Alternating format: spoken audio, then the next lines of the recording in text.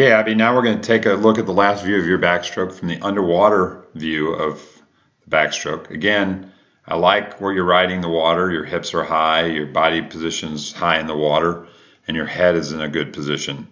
As you go to catch water on this right side, you can just see you'd be in a little bit better position. You wouldn't be kind of contorting that wrist as much. If you were reaching in front of the shoulder, that hand would be straighter out here a little bit more, and then it would kind of go straight to the wrist, and you'd be more in a little bit better catch position than kind of bending that wrist to kind of create that catch.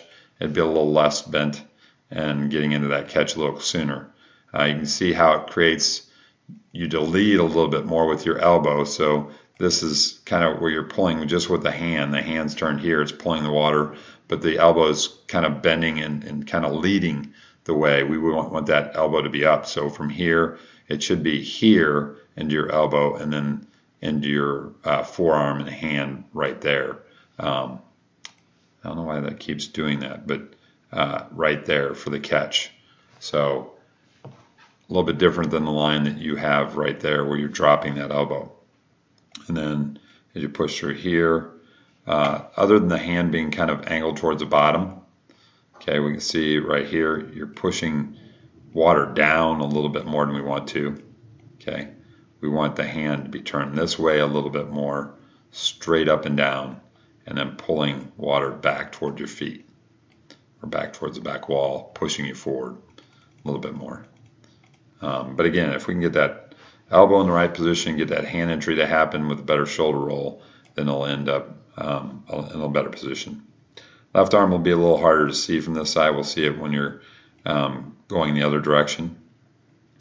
But again, you can just see dropping that elbow and leading with the elbow into the catch. And it takes you a little bit of time before you get in that position right here where you're actually in a good position to pull with your forearm and your hand at the same time, creating that really good catch at that point. And then the hand finishes on the right side just a little bit lower than we want it.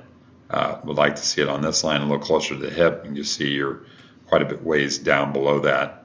So we want to finish a little closer to the surface. It still finishes downward, but not so deep.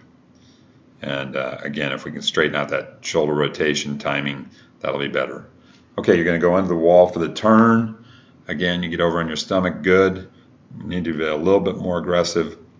You're pulling the hands over, but we'd like to see the hands turn. I want to see the palms pulling the water back. Right now I see your palm right there, and it's actually you're trying to pull from the back of the hand. I really want to see your palms turn over, so you're really pulling towards your head with your hands, the palm of your hand, not the back of your hand. Okay, so you can see right there that's pulling from the back of the hand as you're coming over. And we want to pull with the palm. That will help be faster. As you're coming over on the wall, you got a pretty good position. Like to see a little tighter still at this point at the tuck. Body lines in a good position to push off and at least get you on the right line. So that's a good push off, good depth. Head position is good as you're pushing out. I like that in the streamline. Good and relatively motionless, but would like to see this arm angle stay a little bit straighter instead of pulling it up quite so aggressively. And as we move up into the kick out, again, we need a little more of the kick from the hips and not so much just the knees. You can see it needs to be a little more from the body in your breakout. And then we'll look at the left side on the pull.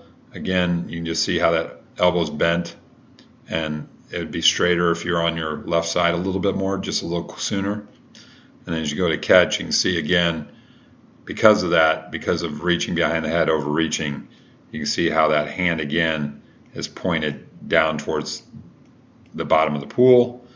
We want it to be straighter, and then that elbow is dropping and leading into that pole, and we want it to be a little closer to where the hand position is. And then even at this point, the hand is turned a little bit more towards the bottom and sliding, and we'll get more water if we can keep that hand. You can just see it right there. You're in a better position to pull at this point with your forearm, but your hand's still turned this way. I like to see it a lot more that way, straight up and down. So you're pulling that water just straight back this direction towards your hips and your feet. But I think all that is created by the overreach and not rotating enough. And then the finish of the stroke's much better. We saw it on the right side. It was deeper on that side, right where you want it, right just below the hip. So very good on that side. Kicks fairly good. Just like to see the feet move a little quicker.